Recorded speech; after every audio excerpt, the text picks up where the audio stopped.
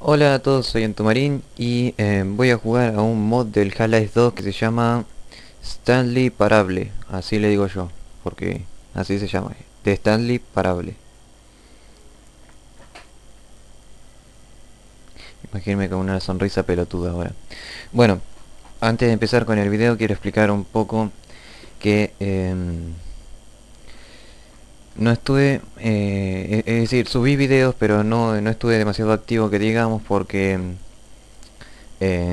tuve muchos quilombos con el principio de las vacaciones de invierno, cosas relacionadas con la escuela, con un concurso en el cual tuve que enviar un videojuego. Y ahora en las vacaciones de invierno voy a empezar un curso de desarrollo de videojuegos para ver de qué se trata. Y además creo que la otra semana también voy a estar ocupado porque me voy a ir a Salta, así que si no ven videos en los próximos días o semanas en mi canal, ya tienen un motivo. Bueno, no quiero retrasar más esto, empecemos. Ah, y también por ahí entra un concurso del Half-Life 2 Spain sobre hacer un mapa del Portal 2. No sé si me queda tiempo porque añadir una semana, pero no sé cuánto me queda. This is the story of a man named Stanley. Ok, me callo. Stanley worked for a company in a big building where he was employee number 427. Employee number 427's job was simple. ¿No se He podía sat at his sentar? desk in room 427 and he pushed buttons on a keyboard. No está sentado. Orders came to him through a monitor next to his desk, telling him what buttons to push, Qué how embole. long to push them, and in what order. This is what employee 427 did every day of every month of every year. And although others might have considered it soul-rending, Stanley relished every moment that the orders came in, as though he had been made exactly for this job. And Stanley was happy. ¿Qué trabajo de mierda? ¿En serio? And then one day something very peculiar happened. Something that would forever change Stanley. Something he would never quite forget. He had been at his desk for nearly an hour when he realized that not one single order had arrived on a monitor for him to follow. ¿Qué? ¿Le decían parable porque No estaba one had showed parado? up to give him instructions, ¿No decía al principio call que a debía meeting, estar sentado? or even say hi. Estaba parado. Never in all his years at the company had this happened, this complete isolation. Something was very clearly wrong. Shocked, frozen solid, Stanley found himself unable to move for the longest time. But as he came to his wits and regained his senses, he got up from his desk and walked out into the hallway.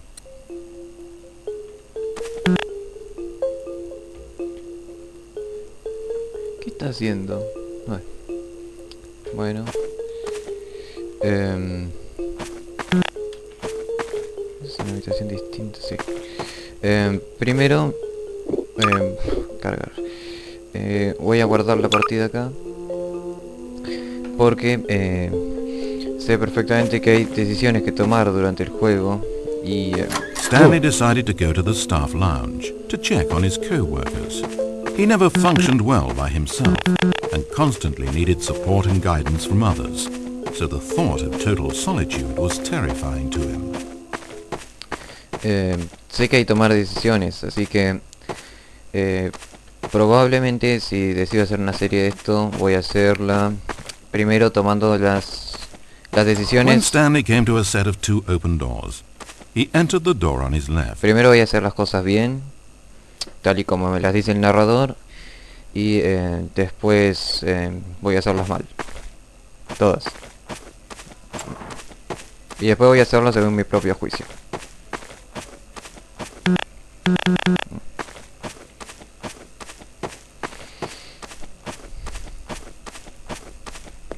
As Stanley entered the lounge, he was horrified Oh. to find not a single person here. He decided he would walk up to see his boss, hoping that he would find an answer there. Ay, Dios. ¿Por qué sonan las puertas solas? Esto no es, no es de terror y ya estoy medio cagado en las patas. No puedo saltar. Coming to a staircase, Stanley walked upstairs to his boss's office. Ah, mierda, hay muchas más opciones de lo que yo pensaba. Bueno, después voy a fijarme qué hay abajo. Primero arriba, primero arriba.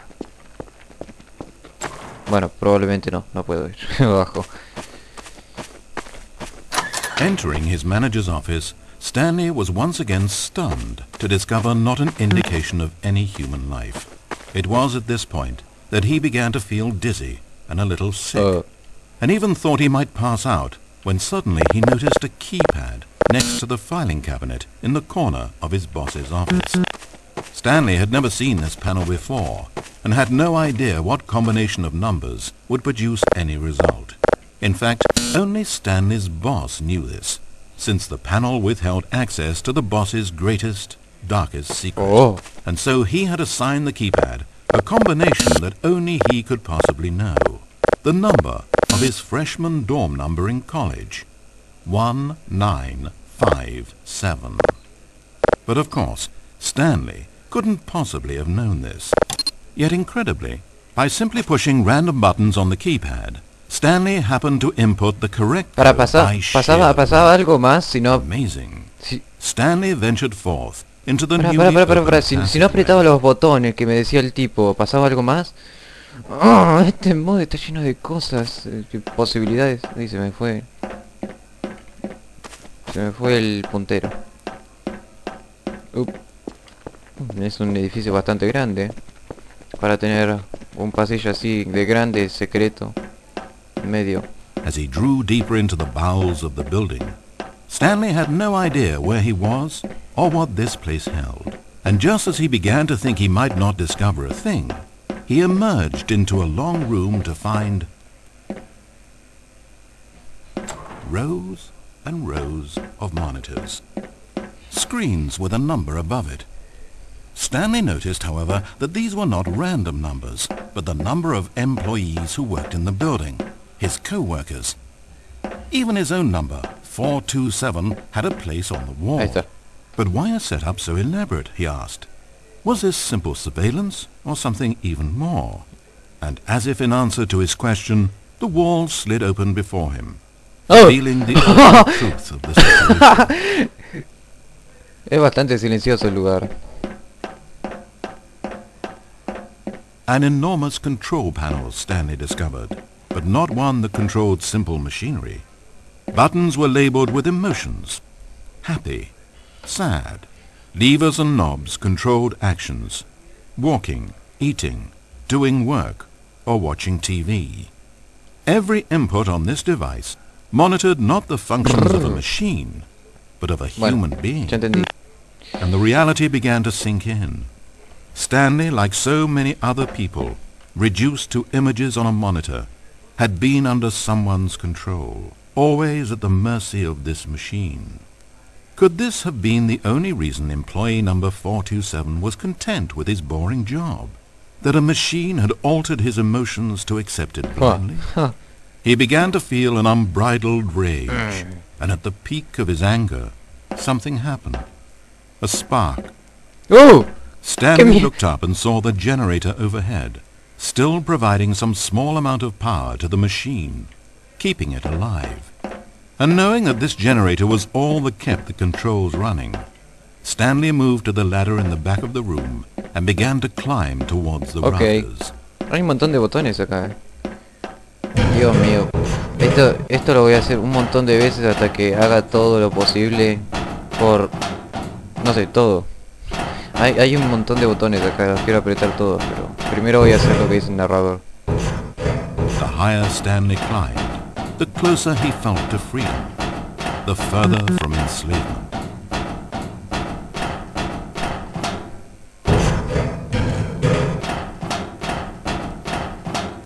Ok, ahí vamos. Desabre.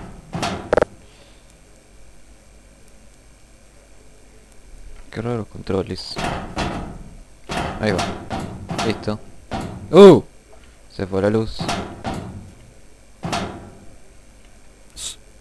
Power gone. All alone. And then... Libertad. As he stepped through the door, into the fresh outside air, a feeling of liberation rushed through Stanley's body. He had seen power, he had seen enslavement, and he had destroyed it. The underling was in control now. He had found his leading role. Stanley never discovered why everyone had gone missing, nor how and when he had come under the machine's control. But it didn't upset him terribly, because he knew that this was how things were meant to happen. All he felt was a delight unlike any he had ever known before. Never again would he follow someone else's orders without question. Never again would anyone tell Stanley where to go, what to do, or how to Ah, feel. mierda. Ah, No more bosses, ¿está volando? no more instructions on a screen. Stanley Parable, está Stanley volando. decides for himself now. And he stepped out into the world, and he felt the cool breeze upon his skin, and Stanley was happy. Y también estaba volando. Eso me parece un detalle a destacar. ¿No? Digo.